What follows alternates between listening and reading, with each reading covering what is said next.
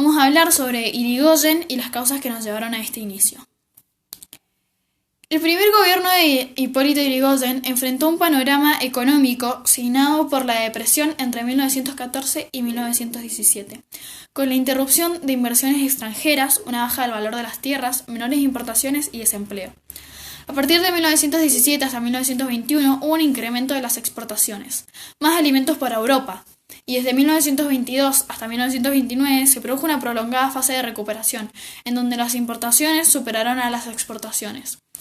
En la industria frigorífica se agudizaron las disputas entre los capitales, Estados Unidos y los británicos. La política que llevó adelante Irigoyen hacia el movimiento obrero estuvo caracterizado por un intento de establecer una nueva relación entre el Estado y los trabajadores. Incluía en su proyecto la integración política de la clase obrera urbana, cambiando apoyos por votos, procurando limitar la influencia del Partido Socialista entre los trabajadores. Los arbitrajes se dieron en la huelga de los obreros marítimos en 1916, por mejores salarios, donde peligraban las exportaciones de las cosechas de cereales, y el gobierno se mantuvo neutral. Posteriormente, durante la huelga de los municipales de Buenos Aires, el gobierno accedió al reclamo de la reincorporación de los obreros de origen español. La misma metodología se aplicó durante 1917 a 1918 en el conflicto de los ferroviarios. Mientras que la represión apareció abiertamente en la disputa de los frigoríficos en 1917-1918 en los talleres de Bacena. En enero de 1919, durante la masacre de la Semana Trágica, los sucesos continuaron con la represión y las muertes proletarias durante 1921 en la Patagonia y en el norte santafesino. Desde 1916 hubo huelgas de obreros portuarios, municipales, agrarios y frigoríficos y ferroviarios. El 70% de los huelguistas pertenecían al sector de los transportes, lo que también marcó una diferencia con los movimientos de la primera década del siglo, que en su mayoría se daban en pequeñas empresas. Bueno, hoy día yo les voy a contar sobre las causas de la Semana Trágica. El conflicto se originó a raíz de que los trabajadores pedían mejores condiciones laborales y un aumento de sus salarios, ya que cobraban muy poco, casi nada, y trabajaban en condiciones horribles. Esto se provocó en la fábrica de metalúrgica Talleres de Veneza. El conflicto fue creciendo y ganando poder, se podría decir, por la intransigencia patronal y del afuera del B Congreso, de tendencia anarquista, así como el accionar violento de los rompehuelgas, hasta que se desató la represión abierta a los parapoliciales amparados por la política, el ejército y el gobierno. Estos ejecutaban, detenían, torturaban a miles de personas, mientras la población respondía con una pueblada generalizada.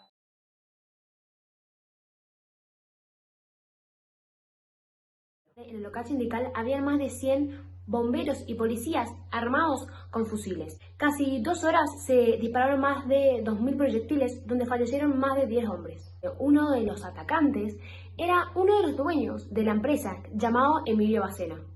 El jefe de policía y el director del departamento de trabajo fueron y trataron de convencer a otro de los jefes de la empresa, llamado Alfredo Bacena. Trataban de convencerlo y aceptar algunas de las cosas, como por ejemplo aumentar el salario un 12%, reducir la jornada a 9 horas de lunes a sábado y readmitir a los obreros en huelga. Me acaban de contar que el jefe de los policías y el director pudieron conseguir una reunión con Bacena y los dirigentes sindicales, donde van a hacer un acuerdo, lo van a iniciar y va a estar formalizado el día de mañana. Durante la mañana, las fábricas y establecimientos metalúrgicos suspendieron sus tareas debido a que decenas de sindicatos reclamaron huelga para poder asistir al entierro de los muertos. Los miembros del sindicato metalúrgico se hicieron presentes en la sede de la empresa para negociar los términos del acuerdo. Pero Alfredo Bacena impidió el ingreso de los dirigentes y se negó a negociar cualquier acuerdo que cambiara el que habían acordado al principio. El sindicato pretendía un aumento, equiparación salarial entre secciones y géneros, jornadas de solamente 8 horas y además, si se hacían más de 8 horas, recibir un salario extra del 50 o 100% si eran domingos.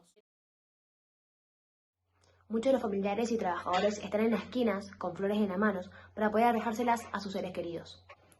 El gabinete presidencial debatió la idea de hacer un estado de sitio. Irigoyen rechazó esta idea. La columna marchó por La Rioja hasta llegar a la fábrica Bacena, donde se encontró con otra columna socialista. Ahí se armó un revuelo y una confrontación armada. En toda esta zona de la fábrica se dejaron un gran número de heridos y fallecidos.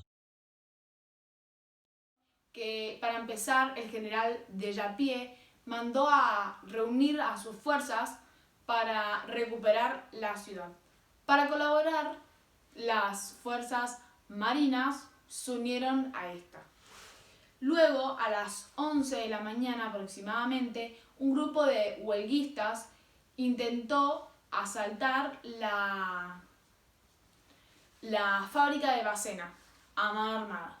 Simultáneamente a esto, un grupo de bomberos, también a mano armada, asaltó el sindicato metalúrgico de Alcorta y detuvo a muchas personas. También la Federación Obrera Ferroviaria, que es el sindicato más poderoso, declaró la huelga para todo el país, reclamando la reincorporación de los trabajadores despedidos. Luego de esto, en el centro naval se creó la Comisión Pro Defensores del Orden, una organización parapolicial de extrema derecha. Vamos a poner el título Cientos de muertos. En la noche del 10 al día de hoy se intensificó la represión. Se empezaron a realizar cientos de razias. ¿Qué son estos? Son ataques sorpresas donde invaden hogares, empiezan a golpear y a matar a la gente que está ahí viviendo. Esta matanza de gente indefensa que nunca se había visto en esta tierra americana quedará marcada para generaciones futuras. El presidente Irigoyen convocó en la tarde, hace pocos minutos, el Fora, encabezada por Sebastián Marotra y Alfredo Bacena. Fueron a la Casa Rosada y les imponieron el levantamiento de la huelga y la aceptación del pliego de la huelga al presidente de la empresa. Habíamos visto ayer de que el presidente Irigoyen había hecho un acuerdo que daba por terminado el movimiento, pero no, la huelga continúa. Además, esta se ha extendido a otras provincias como a Rosario, Mar del Plata, San Fernando, San Pedro, Santa Fe, Tucumán, Mendoza y Córdoba. Luego de esto, el sindicato metalúrgico sacó un comunicado diciendo de que no había formado parte de estas negociaciones, entonces que la huelga de los talleres no podía ser levantada. También, para terminar, por la noche, la Fora verificó su decisión de mantener la huelga general hasta que fueran liberados todos los detenidos por las causas sociales y que el gobierno retire todas sus tropas. Por fin, hoy la ciudad se está levantando y se está recuperando lentamente por los días anteriores que fueron realmente una masacre. Por otro lado, el gobierno por la mañana envió un delegado al sindicato metalúrgico para negociar todo lo que querían, todas las condiciones que tenían para la vuelta al trabajo. El sindicato lo aceptó, así que por fin, luego de esta masacre más sangrienta de la historia latinoamericana, los obreros van a volver a trabajar en el día de hoy. Bueno, para empezar, Dellapie se reunió con las dos foras por separado para acordar el levantamiento definido de la huelga general. Ambas foras pidieron o exigieron lo mismo, que fue la suspensión de la ostentación de fuerzas por las autoridades y el respeto del derecho de reunión. Luego de esto, las mismas fuerzas de Dellapie allanaron y destruyeron instalaciones del diario anarquista llamado La Protesta. Debido a esto, Dellapie sabía que no había cumplido con su parte del trato, entonces presentó una renuncia. Instantes después, Dellapie retiró la denuncia y siguió siendo comandante militar de Buenos Aires.